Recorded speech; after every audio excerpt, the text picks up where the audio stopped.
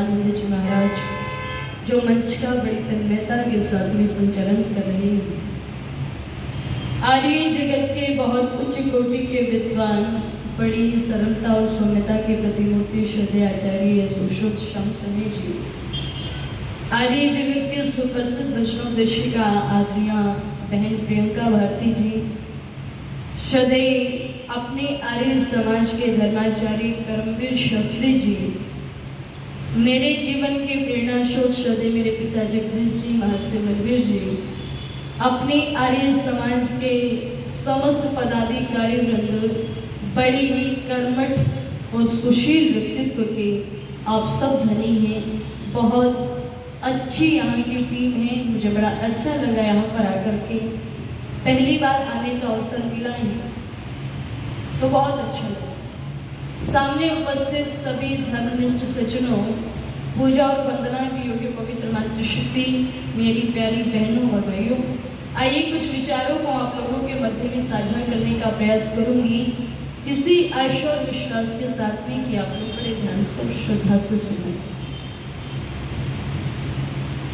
एक बात मैं आप सबसे पूछूं, आप में से ऐसा कौन है जो दुखी रहना चाहता है कोई? कोई तो हाथ खड़ा कर लो, कोई तो हो जाओ दुखी। कोई नहीं होना चाहता। अच्छा, सुखी कौन कौन रहना चाहता है? अच्छे से हाथ उठा।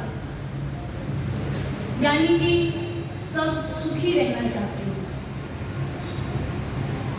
सब दुख से छूटना चाहते हैं, लेकिन हम तो दुख से छूटना चाहते हैं, ये दुख हमें नहीं छूटता, है ना? हम सब दुख से छूटना चाहते हैं, लेकिन दुख हमें नहीं छोड़ रहा। छोटी सी चींटी को यदि आप दुख देने का प्रयास करेंगे, उसके साथ में छेड़छाड़ करेंगे तो वो भी तिलमिला उठती है।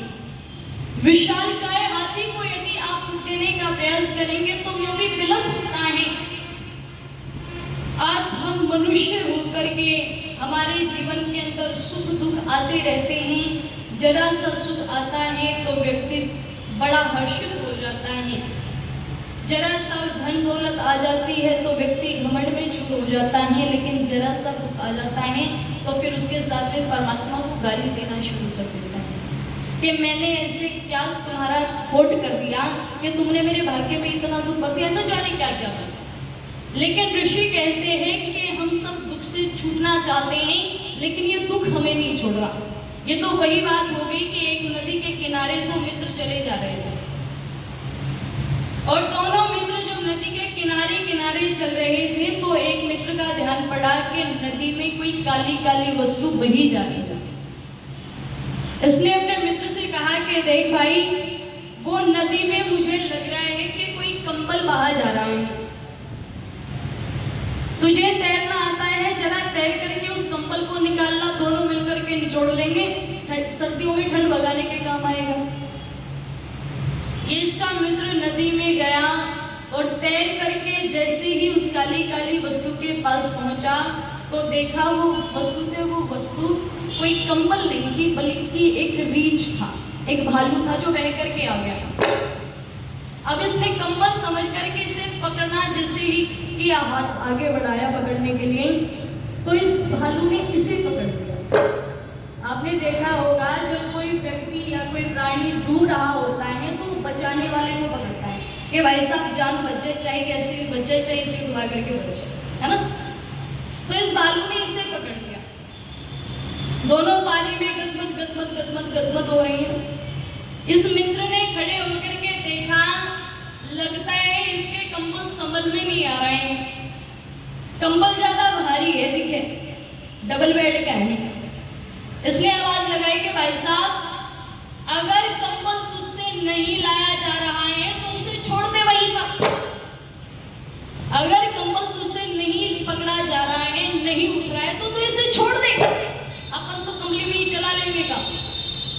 इसने कहा कि भाई साहब, मैं तो कंबल को छोड़ना चाहता हूँ, लेकिन ये कमबख्त कंबल मुझे नहीं छोड़ता।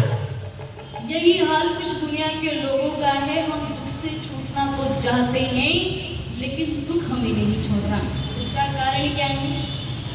इसका कारण है कि जब सुख आता है तो परमात्मा को हम भूल जाते हैं, और जब दुख आता है तो रह रह करके याद करते हैं, रो रो करके याद करते हैं। अगर सुख में भी परमात्मा को याद कर लिया होता तो दुख कैसे आता? हम लोगों ने कभी परमात्मा को याद नहीं किया, अपने मन मंदिर में बैठाने का प्रयास नहीं किया, इसलिए बहुत सुंदर पंक्तियां लिखी कवि ने। क्या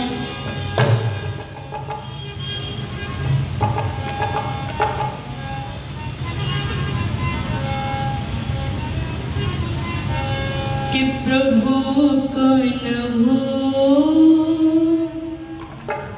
नशे में ना टोल, प्रभु को न भूल, नशे में न टोल, के मानो चोला मिला मुश्किल से वो,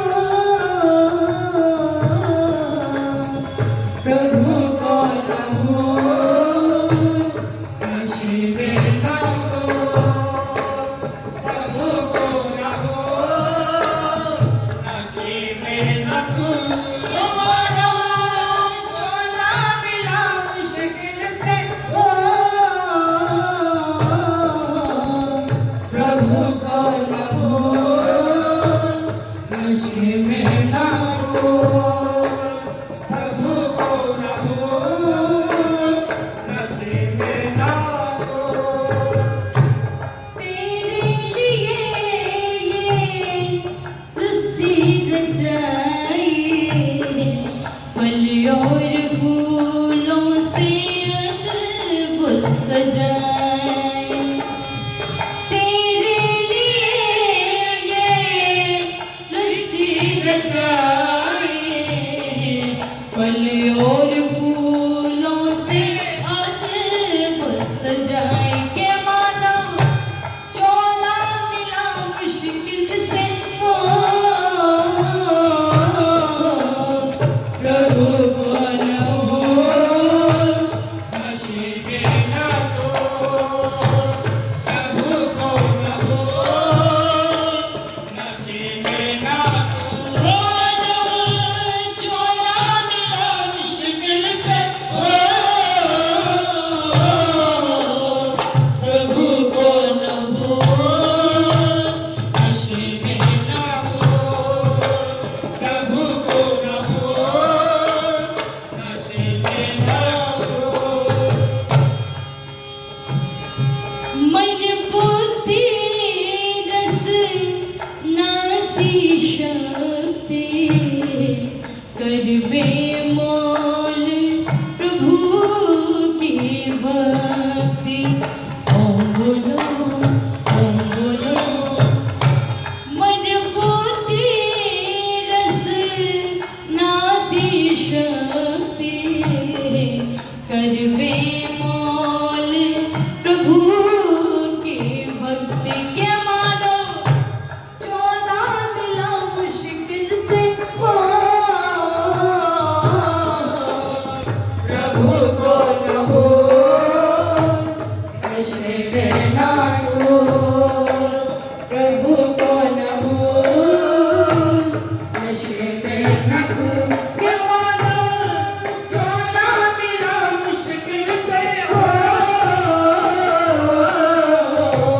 प्रभु को न भूल, नशे में न टोल, प्रभु को न भूल, नशे में न टोल, प्रभु को न भूल,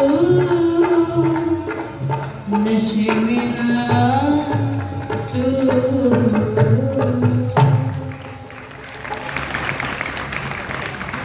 परमात्मा ने ये सारा शरीर हमें ठीक ठाक दे दिया है, तो इसके बदले में हमारा कर्तव्य बनता है कि हम परमात्मा का धन्यवाद करें।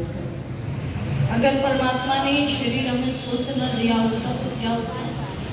पिछले दिनों एक बहुत बड़े उद्योगपति जिनके यहाँ एक बच्चे ने जन्म लिया, और वो बच्चा जैसे पैदा हुआ तो उसके दिमाग की एक नस जो ब्लॉक थी अब वो बच्चा जब पैदा हुआ तो डॉक्टरों ने बताया कि इसके दिमाग की एक नस है, एक छोटी सी नस है जो ब्लॉक है।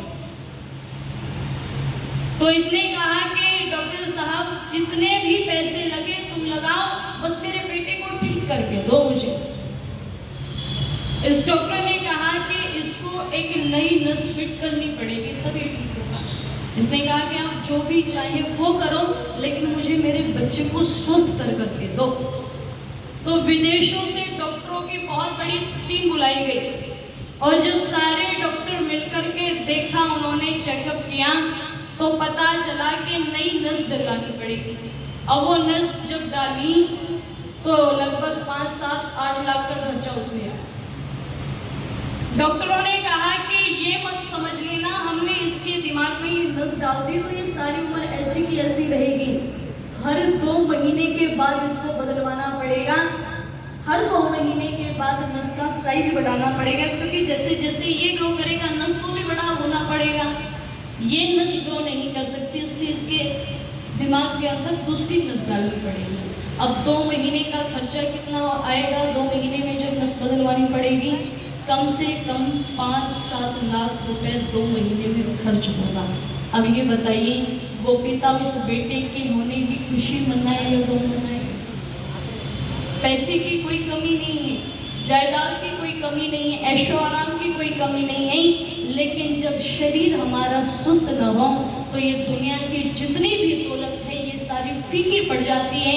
आपने देखा होगा लोग मखमली गद्दों पर लेटते हैं लेकिन नींद नहीं आती, और नींद आने के लिए क्या करते हैं?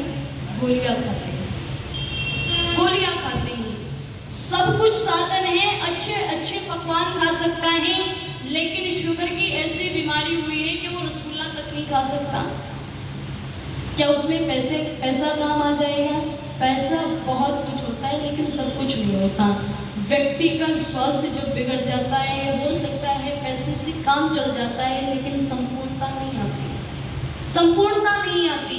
इसलिए मैं निवेदन कर दूं परमात्मा का धन्यवाद हम बैठ करके करें कि परमात्मा ने इतना सुंदर शरीर हमें स्वस्थ दे दिया, ठीक ठाक दे दिया। और ये मानव का जो चोला है ये सब में श्रेष्ठ कहा गया है। सारी की सारी योनियों में सबसे श्रेष्ठ यदि कोई है तो वो मनुष्य है, लेकिन कब है? जब इसके कर्म अच्छे होते हैं। और जब ये व्यक्ति गिर जाता है तो एक नाली का कीड़ा भी इससे अच्छा कहा जाता है, एक नाली का कीड़ा भी इससे अच्छा कहा जाता है। और जब व्यक्ति अपने आप को उठाता है तो सारी दुनिया के लोग उस व्यक्ति के चरणों में नतमस्तक हो जाते हैं, सर झुकाते हैं। इतना ऊंचा उठ सकता है व्यक्ति और गिर भी इतना सकता है कि नाली का कीड़ा भी अच्छा कहा जाए। इसलिए बहुत सुंदर पंक्तियां लिखी कवि ने। क्या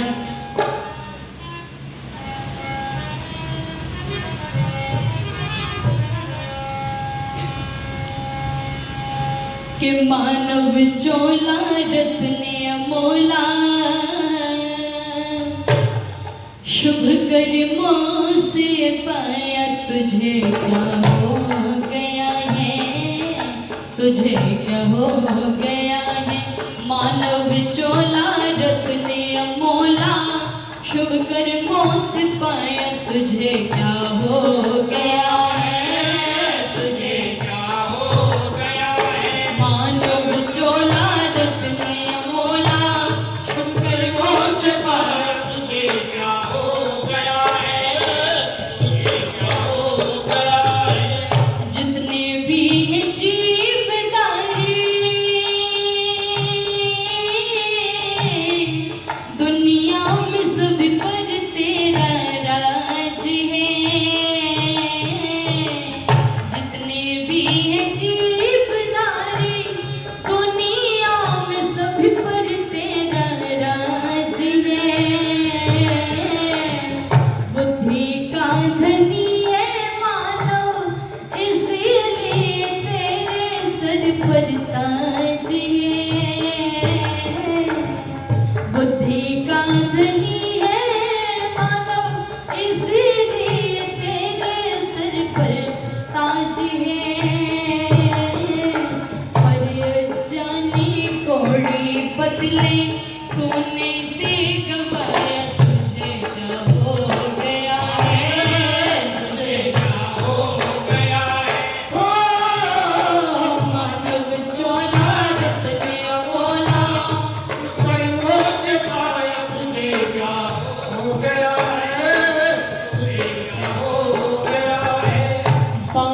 करके मुट्ठी आया, खाली हाथ जाएगा संसार से। बांध करके मुट्ठी आया, खाली हाथ जाएगा संसार से। जीवन को बना ले सफल, कर ले तू प्यार जगदाधार से। जीवन को बना ले सफल, कर ले तू प्यार जगदाधार से। तेरा मेरी के चक्कर में क्यों पगल भर माया, तुझे क्या हो गया है, तुझे क्या हो गया है?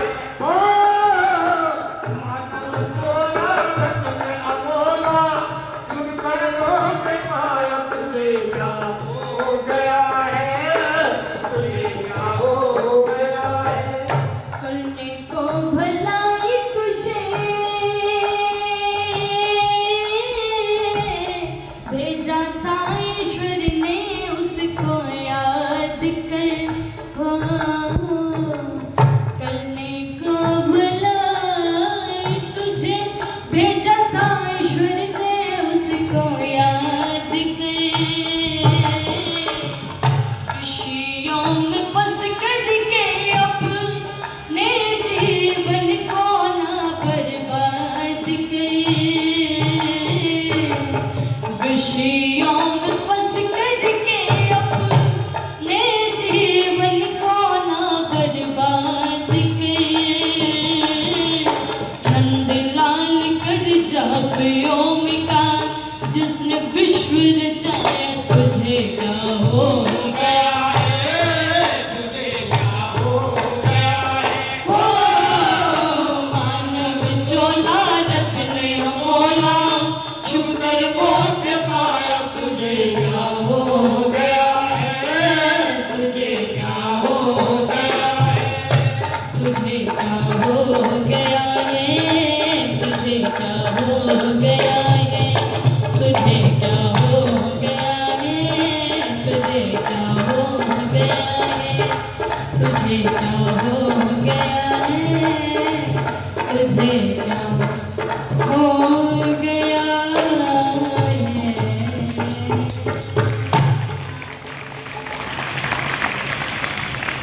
हम न जाने कौन सी गफलत में खो गई हैं, हम न जाने किस अंधेरे में लिप्त हो गए हैं कि हम परमात्मा का चाह करके भी धन्यवाद नहीं करते। कुछ व्यक्ति तो ऐसे होते हैं कि उनका सारा जीवन ही चला जाता है, लेकिन परमात्मा का नाम तक नहीं लेते। एक बार एक महिला जिसने कभी जीवन में परमात्मा का नाम नहीं लिया, अंतिम समय जब आया, अंतिम समय में जब ये लेटी हुई थी, तो इसके 4 बेटे थे। चारों बेटों ने सोचा कि माँ ने जीवन में कभी भगवान का नाम नहीं लिया, अब इसका अंतिम समय है, अगर ये अपनी जुबान से एक बार परमात्मा का नाम ले दे तो इसका आगामी जीवन कुछ सुधर सकता है। तो बेटों ने कहा माँ के पास आकर के माँ, तूने जीवन पर्यंत परमात्मा का नाम नहीं लिया, आज तुम्हारा अंतिम समय है, कम से कम आज तो परमात्मा का नाम ले दो। बोले क्या कहना? बोले एक बार अपनी जुबान से ओम कह दो, ओम। इसने कहा कि बेटे बोला नहीं जाता। इन्होंने सोचा कि उलझ करके बोलते, बोले माँ क्या नहीं बोला जाता? इनको लगा ये कहेगी कि ओम नहीं बोला जाता। इन्होंने पूछा माँ क्या नहीं बोला जाता? बोले जो तुम बुलवाना चाहते हो बस वही नहीं बोला जाता। इतनी लंबी लाइन बोल दी, लेकिन एक 2.5 अक्षर का ओम नहीं बोला गया। इन्होंने सोचा कि ऐसे तो बात बनने वाली नहीं है। इनकी जो बहन थी विमला, उसके घर वाले का नाम था ओम प्रकाश। इन्होंने सोचा कि हो सकता है इस तरीके से बात बन जाए कि हम ओम प्रकाश को इनके सामने खड़ा करेंगे और पूछेंगे कि ये कौन है, तो ये कहेगी कि ओम प्रकाश है। तो ओम परमात्मा का भी नाम है, प्रकाश के आगे ओम है, तो एक बार कहीं ना कहीं किसी न किसी कारण से निकल जाए बस वो। इन्होंने देखा अपनी बहन के घर जा करके अपनी बहन को और अपने दामाद को ही बैठा करके लाए और माँ के सामने खड़ा किया और माँ के सामने खड़ा करके कहते हैं कि माँ एक बार आंखें खोल करके तो देख तुझसे कौन मिलने के लिए आया है। माँ ने धीरे से आंखें खोली और देख करके वापस आके बंद कर दी। बेटे ने कहा कि माँ क्या तूने पहचाना नहीं क्या, ये कौन है, इतनी दूर से तुमसे मिलने के लिए आया, बता कौन है ये। इसने कहा कि हरामियों चैन से मिलने भी नहीं दे रहे, मैंने पहचान लिया कौन है। बोले बता कौन है। बोले ये विमला का घर वाला है। और कौन? यानी कि उस समय भी ओम प्रकाश नहीं कहा, इतनी भगवान से चिढ़। लोग गालियां देते हैं परमात्मा को, सुबह शाम गालियां देते हैं बैठ करके कि इतना दुख हमें दे दिया, हमारे जीवन में इतनी गरीबी भर दी, हमें ऐसा दुख दे दिया वैसा दुख दे दिया। लेकिन परमात्मा ने इतना सुंदर शरीर हमें दे दिया, ये इतनी बड़ी बात है जिसकी हम लोग कल्पना भी नहीं कर सकते। और जो हमें जन्म मिला है वो हमारे ही कर्मों का फल है। जैसा बोओगे वैसा काटोगे, जैसा कर्म करोगे वैसा फल पाओगे। इसलिए बहुत सुंदर पंक्तियां लिखी कवि ने कि अपने जीवन के अंदर जो व्यक्ति परमात्मा को गालियां देता है, जरा वो अपने जीवन का निरीक्षण तो करके देख लें कि हमने अपने जीवन के अंदर कमाया क्या है, हमने अपने जीवन के अंदर बोया क्या है। जैसा बोएंगे वैसा काटेंगे, जैसा कर्म करेंगे वैसा फल पाएंगे। और फिर बैठ करके परमात्मा को गालियां देते हैं कि हमारे जीवन के अंदर दुख आ गए। अगर परमात्मा ने हमें दुख दिया है तो वो हमारे कर्मों का फल है, और अगर हमें परमात्मा सुख देगा तो वो भी हमारे ही कर्मों का फल होगा। इसलिए बहुत सुंदर पंक्तियां लिखी कवि ने क्या,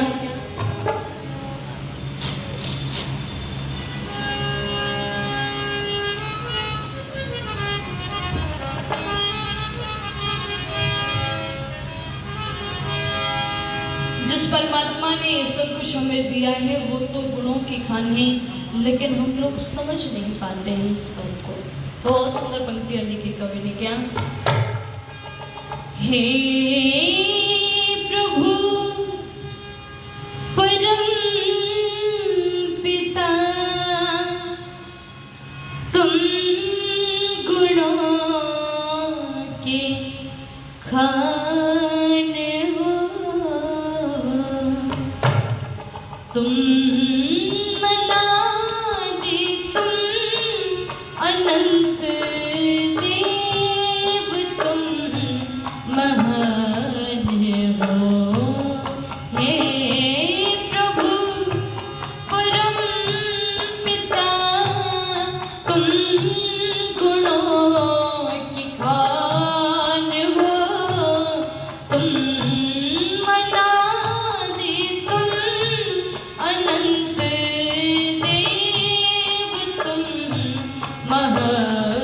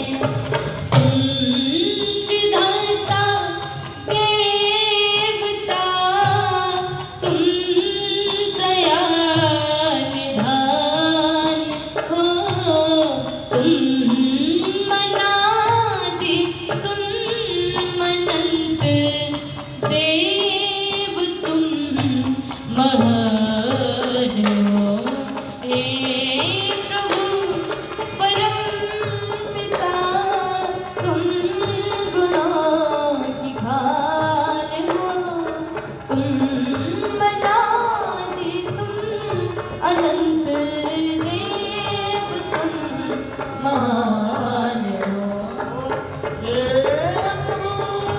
सूर्य चंद्र से विशाल लोक तुम में है बसे। सूर्य चंद्र से विशाल लोक तुम में है बसे। लोक तुमने है बसे। दया निधान हो तुम, कृपा निधान हो तुम। मनादि तुम अनंत देव तुम महान हो। हे प्रभु परम पिता तुम गुणों निधान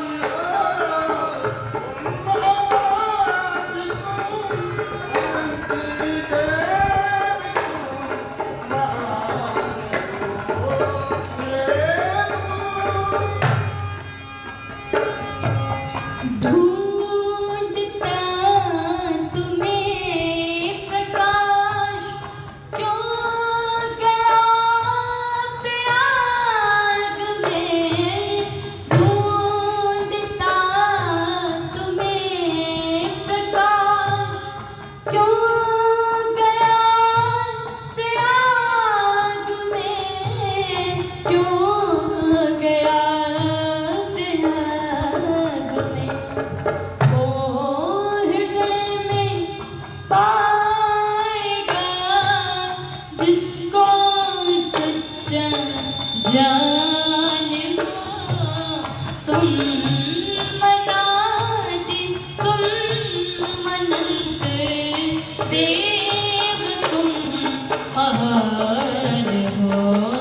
हे प्रभु परम पिता तुम गुणों निधान हो तुम। मनादि तुम अनंत देव तुम महान हो। हे प्रभु हे प्रभु हे प्रभु।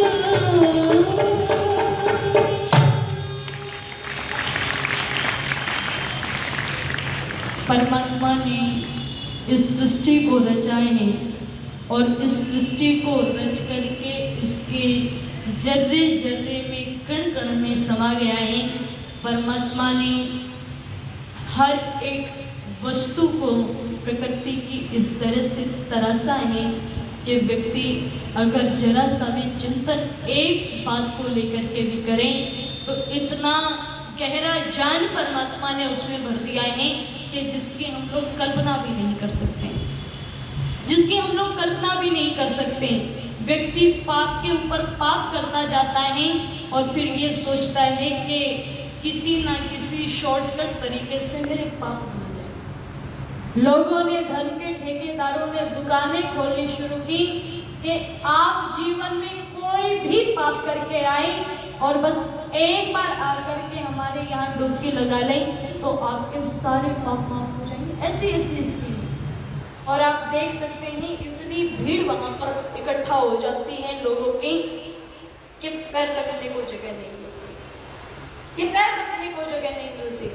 गंगा मैया पर जाते हैं और जाकर के कहते हैं एक बार हम डुबकी लगा आए तो हमारे जन्म जन्मांतरों के पाप माफ हो जाते हैं। जन्म जन्मांतरों के। और एक और शॉर्टकट रास्ता निकाला कि अगर गंगा मैया पर नहीं जा सकते तो अपने घर की छत पर खड़े होकर के 6 बार कह देना गंगा मैया की जय, गंगा मैया की जय, गंगा मैया की जय। 6 महीने के तो पाप वैसे ही माफ हो जाए। इतना शॉर्टकट रास्ता है। लेकिन वेद कहता है जो कर्म किया है उसका फल अवश्य भोगना पड़ेगा। चाहे आप कितने भी धर्मात्मा बन जाए, चाहे आप कितने भी बड़े व्यक्ति बन जाए, जो कर्म आपने किया है उसको भोगना ही पड़ेगा। आज नहीं तो कल, कल नहीं तो परसों और परसों नहीं तो किसी और दिन जो कर्म किया है उसे तो भोगना पड़ेगा ही।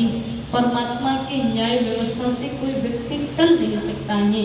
परमात्मा जो इस सारी सृष्टि को रचाता है, इसका संहार करता है, प्राणियों का पालन पोषण करता है, भरण पोषण करता है, उस परमात्मा से कुछ भी छुपा नहीं है। जो सोचते हैं कि हम लोग परमात्मा से किए हुए कर्मों को छुपा सकते हैं, तो ऐसा कभी नहीं हो सकता। आइए गीत की पंक्तियां मैं आप लोगों के मध्य में रख दूं क्या?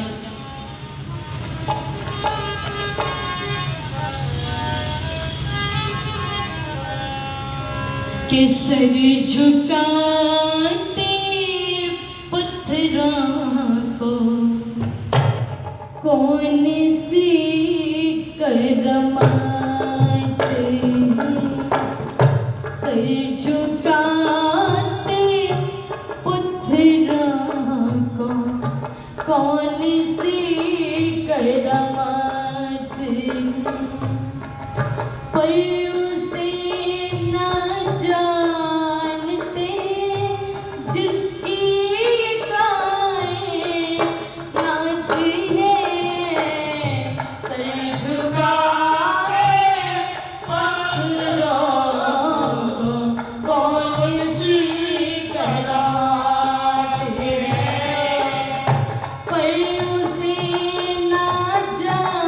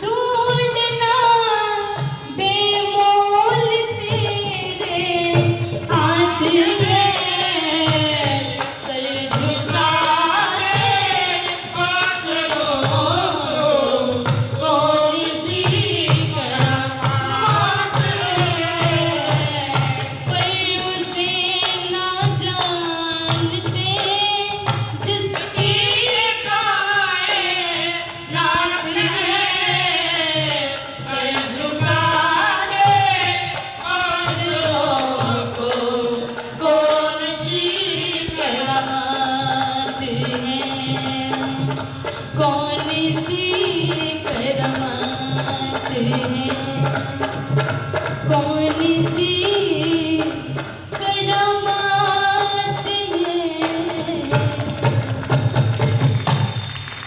मेरे शब्दों के साथ सभी का बहुत बहुत धन्यवाद। आप सबने बड़े दिन से सुना, बहुत बहुत धन्यवाद।